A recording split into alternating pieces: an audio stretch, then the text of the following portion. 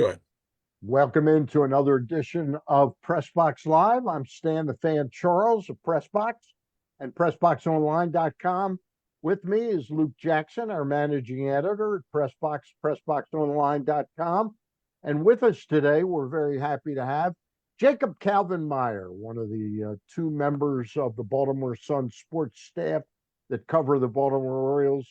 Jacob works alongside Matt Wyrick, and you actually have a third guy now, don't you, Jacob? We've got a bunch of people. We got a columnist, Josh Tolentino. We've got Taylor Lyons, who does high schools for us as well. So we got a good staff over here at the Sun. All right. Um, we wanted to get you on to get a different voice on what Mike Elias has accomplished so far this year. He had quite a hit list of things he had to do, and I give him a pretty high grade so far on what he's accomplished. There's more work to be done, but what do you think of picking up Ward, Kittredge, Helsley, and a guy named Pete Alonso so far? Yeah, after the trade deadline, I I was trying to make sense of the trade deadline as was everybody else because they made so many moves. And I was talking to somebody that I'm not going to name, but I really respect them, somebody that covers the team as well. And they were sort of negative about it in the sense that they said that the team dug themselves too big of a hole. And I think that was a fair assessment at the time, especially with the bullpen and the pitching staff. You gave up multiple players that you still had team control of Ramon Loyano, Ramon Arias, Andrew Hmm. Kittredge, et cetera. So the person said that they dug themselves too big of a hole. And the way that this offseason has gone thus far, um, is about as good as it could have gone in terms of filling some of these some of the needs that they had. The Kittredge trade was still, just such a savvy move in my mind to get a piece for that bullpen for essentially nothing. Yep. And I really like the prospect, by the way, that they got back in Yeah. that trade. Um, and so the bullpen, I still think needs some work. The best way to shore up that bullpen is to add a couple of starting pitchers, which would push some starting pitchers into that bullpen, namely Tyler Wells. And then the lineup that nobody was expecting the trade for Ward, but that is a really interesting hitter to add to this lineup that gives them something that they didn't have before, which is a really patient hitter that you can put really anywhere in those top four spots. Actually, the more I look at their lineup potential, I think Taylor Ward makes a lot of sense to lead off for this team for those purposes, and because of how left-handed heavy they're going to be at the bottom of the order. And then you add on top of the fact that you're getting maybe the most consistent right-handed power hitter in baseball that you can just pencil in for 35 plus home runs. So listen, it's been a really good offseason so far, but you guys know too, if they can't get a couple of starting pitchers, then this might have all been for naught. And I think most people assume that they're going to land, that one or two starting pitcher that they're after. Do you think that person, and I'm not asking who it was that said they dug themselves too big a hole, was judging them through the prism?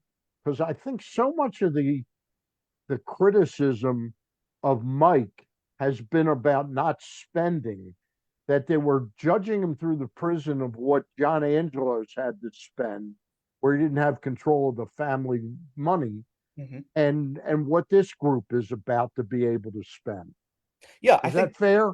I think everybody has over these past couple of years questioned or at least wondered to themselves, okay, we knew that Mike had one or two hands tied behind his back because of who his owner was uh, before David Rubenstein. The question was, how much did Mike want to spend? How much was he willing to spend? How aggressive was he willing to be? And how aggressive was David Rubenstein willing to be? And those questions still have sort of yet to be answered, right? The payroll right now is projected to be like 150 or something, and it was 160 something last year. And this Alonso deal was a massive one. I mean, one of the Yeah. most significant offseason moves in franchise history. But if they keep going and they add more, then we're going to get some clearer answers to that question. But I think you're right. And I think that's the thing that most people, if they've had like a little bit of doubt in their head about the front office, about Elias, about Rubenstein, is it sort of has to be, especially for Orioles fans, with the way that this has gone for the past 3 decades, mostly is I'm going to have to see it to believe it.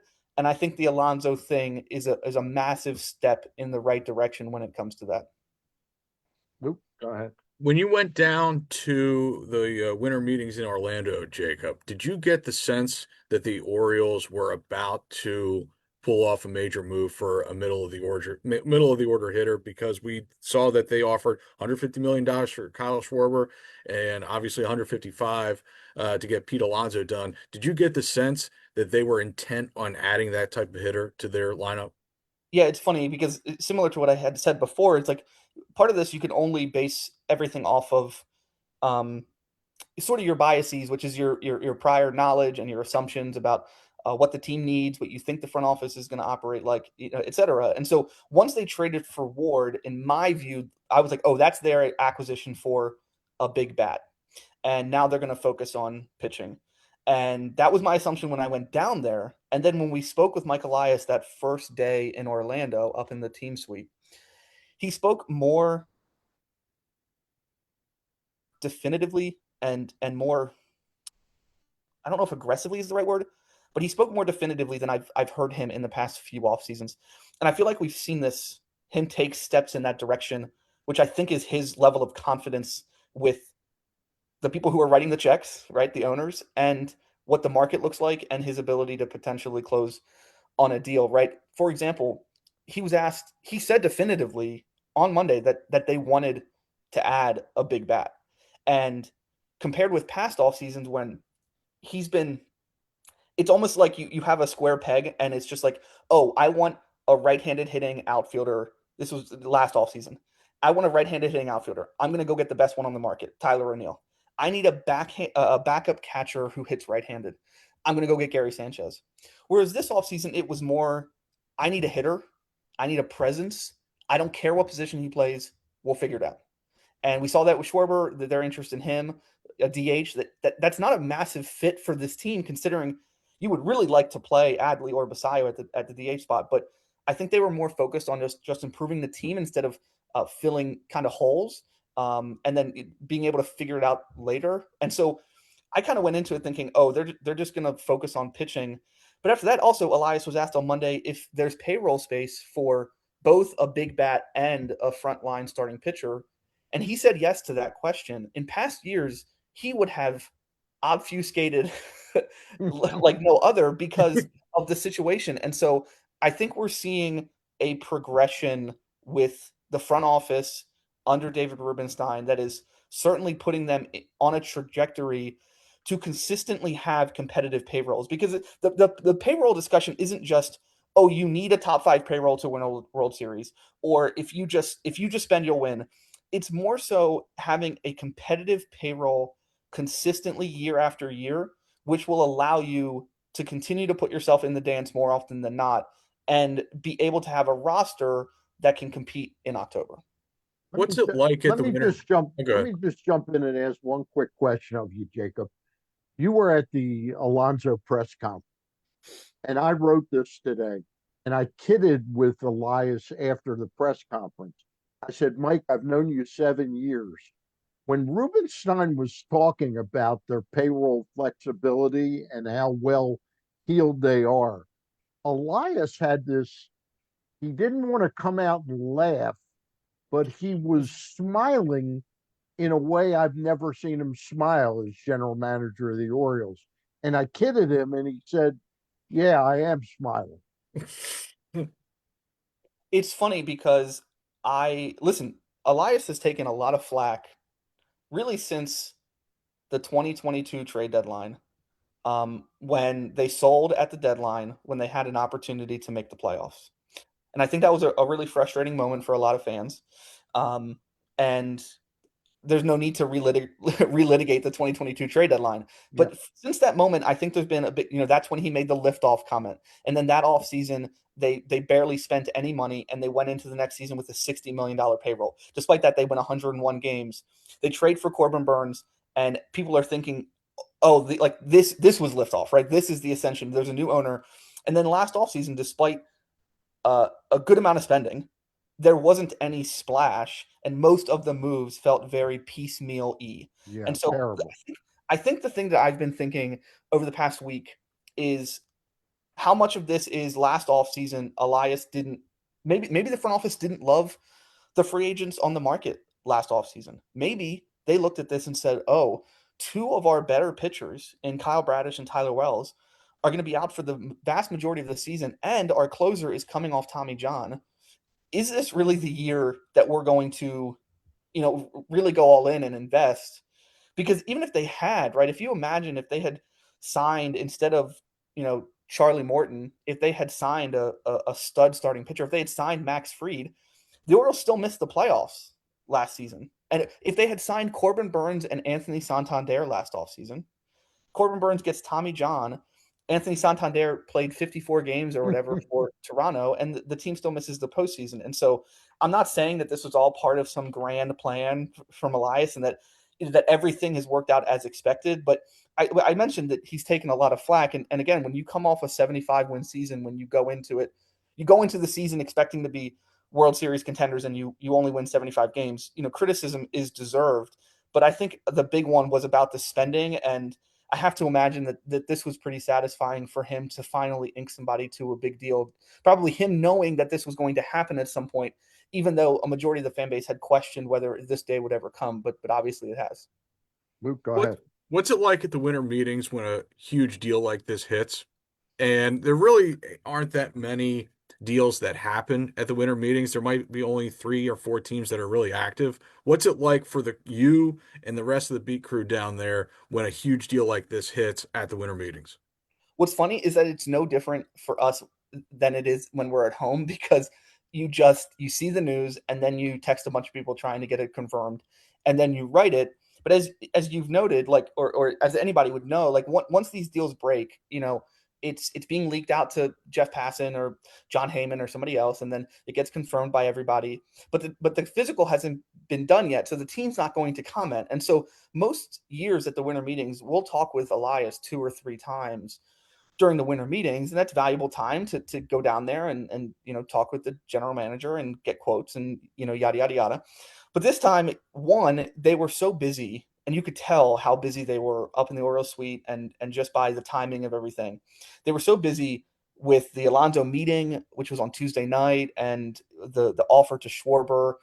And then once the deal is done, there's no talking. Nobody in the front office is going to say anything to anybody until the deal gets passed. So it's not really any different other than you can just feel the buzz in the room. The rest of the winter meetings is funny and fun because like it's everybody just walking around, but still looking down at their phones. And then you got some people talking to each other, but then you got the TV sets and everything. And so this is only a third winter meetings that I've covered, but it's definitely an interesting event. And sadly, we're probably not going to have it next year because there will almost certainly be a lockout, and which would mean no winter meetings in early December. Wow. Let me pay a bill and then we'll come back with more questions with Jacob Calvin Meyer of the Baltimore Sun. We are brought to you each and every time we come on doing these shows by the Costas Inn. Now with two great locations, the original location at 4100 North Point Boulevard and the new location at the Timonium Fairgrounds above the grandstand of the racetrack, right next to the OTB. Remember the original location, they serve steamed crabs all year long. 410 477 1975 is the phone number to reserve your crabs, check on availability, price point, and the size of your crabs. The new location that's open for lunch and dinner at the Timonium Fairgrounds. They're open 7 days a week, Monday through, 7 days a week for lunch and dinner at the new Costas Inn. Same menu minus the crabs. Just a great home cooking atmosphere at the Costas Inn. Great hospitality. You'll love it. Check them out, both locations. All right. Back with Jacob Calvin Meyer of the Baltimore Sun.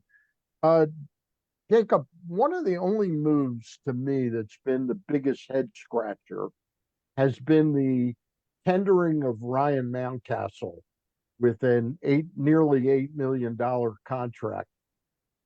Do you understand that at all? Well, and Mike, not to make fun of Mike, but Mike referred to him as a great hitter. We think Ryan's a great hitter. I guess I think Pete Alonso's a much greater hitter than Ryan Mountcastle. But seriously, what do you make of the re-signing, bringing him back for a year? Yeah, so there's two ways that I can view it. One, to slightly, I guess, defend Mike on his comment there. Obviously, Ryan Mountcastle has declined as a hitter, particularly with his power. However, I think a lot of people with last season, they are willing to excuse it for a lot of the younger players on the team and say, "Oh, they're going to bounce back," or they were injured or whatever. And it's like, okay, I think Ryan Mountcastle probably has a better case for why he had a down 2025 than most of those other guys. And if you look before that, I would say it's fair to say that Ryan Mountcastle is a good hitter. In his career, he's a 280 hitter against lefties with an OPS over 800. Last season, he was awful in April, but after May, he still hit about 280. The power wasn't there, but in today's Major League Baseball, if you hit 280, like, and the power is still within him, it's just not coming out. Like if you can hit 280, like I'm gonna say that there is some value there at the very least, especially since he's a right-handed hitter. Now, I was not surprised that they tendered him a contract, and here's why. I don't know if you'll remember this, but a few years ago there was a big surprise during spring training when the San Francisco Giants they DFA'd JD Davis Yeah, in mid to late March. He was a starting. He started like almost every game for them the season before. right. Under the new CBA, if you take a player to the arbitration hearing, so you don't agree on the salary before the hearing, you take the player to the hearing, whatever the salary that is determined by the arbiters, that is not fully guaranteed until I don't know the date. It is not fully guaranteed until like a week or so before the season begins. Okay. It's like maybe like the Friday before opening day or something. It's like Right. 7 days. Luke was explaining this to me. Go Yes. ahead. So if they there is a certain amount that is guaranteed, it's like 10 or 15%. But if they go into spring training, if they don't trade Mountcastle Right. this offseason and include him in a deal for a starting pitcher or for a relief pitcher, they take him in the spring training and they say, okay, well, we'll see what happens. Like, what happens if Pete Alonso gets hurt in spring training? Like, you'll be happy that you have Ryan Mountcastle. And so they might just wait until that deadline and then make a decision at that point, which gives them more options. At the same time, they obviously have Kobe Mayo as well. I think most people would agree that Kobe Mayo is more likely to be traded than Ryan Mountcastle is. One, because there's more value in Mayo than there is in Mountcastle, and two, because I think I think there's an argument that having Ryan Mountcastle on your bench as your primary right-handed bench bat, somebody that can come in and pinch hit against the left-handed pitcher. I think there's some value there. Now, is it $8 million worth of value? Maybe not, but it's not my money and it's not your money. So Yeah. at the end of the day, if they say, "Hey, this is a player that we like and that we believe in," and he hits 280 against lefties, and maybe we're paying a little bit more than we should, but um, this is somebody that we think can provide value to us off the bench, then maybe that's something that it wouldn't shock me if Ryan Mountcastle is on the opening day roster. But I'd probably lean that he'll either get DFA'd at the end of spring training or the best case scenario is probably traded for some type of arm. All right. I know we're going to dig in before we let you go into the starting pitching, but do you think they need one more relief pitcher to round out the staff? I mean, I think you could say that they need more than one relief pitcher simply because I think you need to approach this and say, listen, the worst case scenario here needs to be, or the best case scenario rather, needs to be, oh man, we have too many good relievers in AAA. Like, Yeah. sorry, Cade Shroud, like you were great with us, but like you're going to start the year in AAA. I think at the very least they need a left-handed reliever for the back end of that bullpen because both of their lefties right now do not fill that left on left role. Keegan Aiken is platoon neutral, right? He is just as good against righties as he is against lefties. Dietrich Enns, I believe, is actually the opposite. He has reverse splits. He's better against righties than he is against lefties. So they do not have a Gregory Soto or a 2022 CNL Perez. Danny Coulomb is on the free agent market. Yep. In the past, they didn't think that Danny Coulomb was worth $4 million and they let him go. But that is in the past. So perhaps there's a reunion coming there. But I think if that, at the very least, if they can get a left-hander for the back end of the bullpen, and if they get a couple starting pitchers, which moves Wells to the bullpen, you're looking at what is probably a top 5 rotation in the American League and a bullpen that is at least serviceable and has the upside to be even better than that. One question I have for you, and then I'll let Luke get to, is Trevor Rogers. Are you willing to? It seems like we're not hearing anything about extension talks. I'm not saying that Trevor Rogers is going to come in this year and win 20 games with a 1.9 ERA, but I think it's fair to think he could win 14 games, 3.5 ERA. Wouldn't that be worth trying to lock in now rather than rolling the dice and letting him put up a big season and then you sort of we could have had him at a much smaller price tag.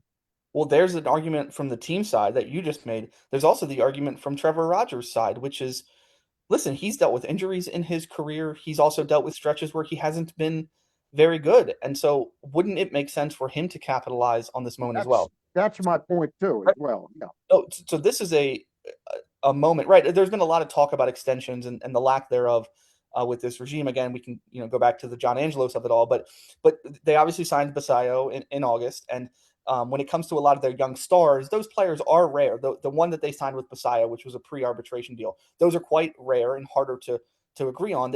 These extensions for these players typically come during the arbitration process, and right. they are usually negotiated um, in the late winter or early spring, which is when the agents and the teams talk about the arbitration price and say, hey, like this is what we're thinking of for the salary next year, but hey, my guy's open to an extension, or the team says, hey, would your guy be open to an extension? And so when it comes to a guy like Trevor Rogers, maybe that's something that they're able to nail down in the spring, because this is a situation where this makes sense for both the team and the player. I'm not going to predict what it is, but if it's a 4-year deal where they buy out his last year of arbitration and then his first three, free agent years.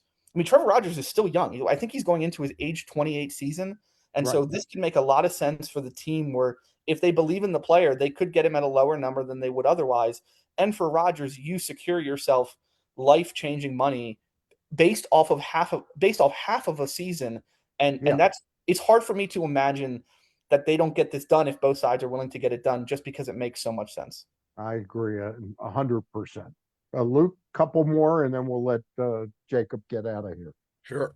So I think most people, most observers assume that the Orioles need two starters. Do you agree with that?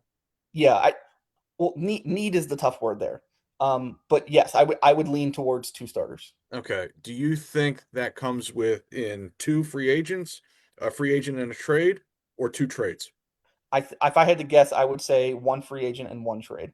I Oh, think the Orioles of most teams are in a great position to acquire a starting pitcher because of their prospect depth, and they have a wide array of players in a bunch of different buckets. Right? They have the kind of top prospect type, which is like a Kobe Mayo.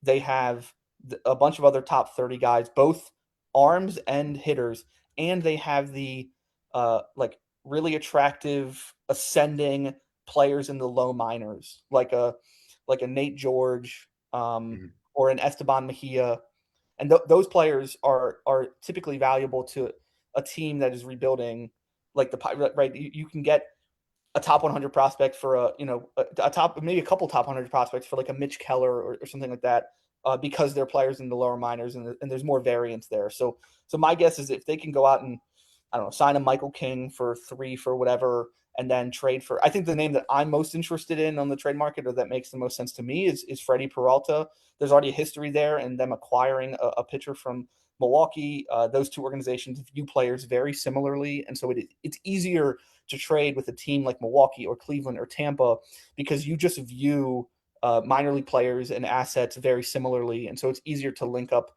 on a trade. And so that's kind of a cleaner deal, because they've already done it before. It's 1 year of Freddie Peralta. They already got 1 year out of Corbin Burns, and so that's one that makes sense to me. Okay, so that actually leads into my next question. So we've all heard the free agent names, we've all heard the trade candidates. Who are the pitchers that to you scream, oh, that's a Mike Elias type of pitcher? Hmm. That's a good question. Michael King is the one I mentioned. Hmm. There's been some talk about him, and the other teams of interest with him are also in the American League East, the Red Yeah. Sox and Yankees. Um, that is a Michael King is a stuff monster, right? Like the ERAs haven't always been super sparkling, but the stuff is there, and um, He's that really fun to watch. The two-seamer moves all over the place. yeah, the stuff is there, right? He's if I'm remembering correctly, I believe his four seamer cuts, which makes him similar to Kyle Bradish in a way. And so when you have a pitcher on your staff already that you've already helped ascend to another level, and you have there's somebody else on the market who you could probably just do the same things with him that you're already doing with Bradish. So that makes a lot of sense. Um, I think Ranger Suarez makes some sense for me in a different reason, right? They have sort of liked the softer tosser type. And the concern with Ranger Suarez is the velocity has dipped over the past few years.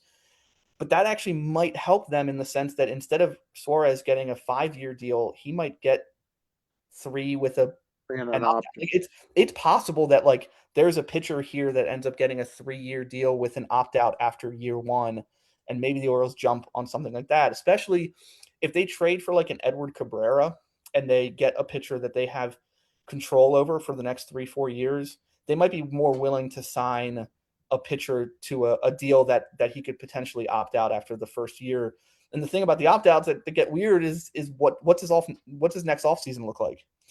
That's the other thing. It's like Ryan Helsley has an opt out, but there's going to be a lockout next offseason, and who knows how that's going to impact free agency.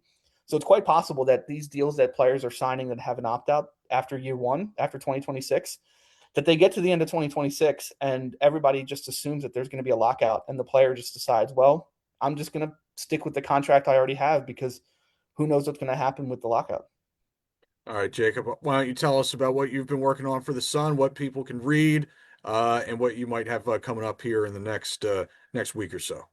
Yeah, thanks again for having me on, guys. This was fun. You can just follow me on Twitter at jcalvinmeyer or go to thebaltimoresun.com. And we have a ton of Pete Alonso coverage on our website, and until they do something else, we'll have even more Pete Alonso related content because this is probably gonna carry us through Christmas unless they swing a Yep. trade or sign a starting pitcher here soon. So again, thanks for having me on, guys. Hey, Jake, before we let you go, I do have one quick Yeah. quickie. Craig Albernaz, what's your initial take on him, and do you like the staff he put together? Yeah, I don't. I think on the staff, that's obviously a TBD. Like I haven't met any of the guys, and Yeah, it seems to be a younger staff except for Cairo, and so um, I think the thing that's more notable than the staff is, or the people on the staff, is that somebody asked me in the middle of the season about after Hyde had been fired, and they said, who do you think they should hire as manager? And I was like, I don't know, I don't really care, but I said at the time, I said, and I was like, this might be too simplistic of a way to look at it, but I was like, if the person that they hire um, has enough clout, enough power, enough cachet, whatever word you want to use, to hire his own staff, yep. I'm just going to think it's a good hire. And if the person that they hire to be the next manager doesn't have enough clout to pick his own hitting coaches, then I'm probably just going to think it was a bad hire. And I was like, that's not really a fair way to look at it. That's a great way to look at it. Yeah, But every indication we got was that Albernaz chose the Orioles just as much as they chose him. That he dragged this process out longer than that was said during the press conference. That he dragged this process out longer than the team would have liked. That he had to really consider this, and that probably part of the negotiation process was, hey, I get to pick my coaches. And the pitching coaches staying makes a lot of sense because those guys are really good, really well respected around the game. yep. They've done a really good job here. But the rest of the coaching staff, him being able to pick them, for me, as just a data point, is probably one of the bigger positives of this offseason in that, hey, this is somebody that is coming in here with his vision, and he's going to be given at least some of the reins to execute that vision. In terms of the winter meetings, one of the benefits of it, to go back to your earlier question, Luke, is like you get to have some interaction with the manager, and especially when it's a new guy, like you get to, have some off the record chats with him every Wednesday morning at the winter meetings. There's a breakfast with the manager. So all the people on the beat get to, eat some, good breakfast food and talk with the manager. And he seems completely genuine, and everything that you've heard about him seems to be actually the guy that he is. And so at the end of the day, like, Adley Rutschman hitting 280 and having an 800 OPS is going to matter more than whether Abernaz is successful or not than anything else that Yep. happens behind the scenes. But and that's the case with any manager. But I think anybody can look at this and say that they've been pretty impressed by the way that this has gone thus far. All right.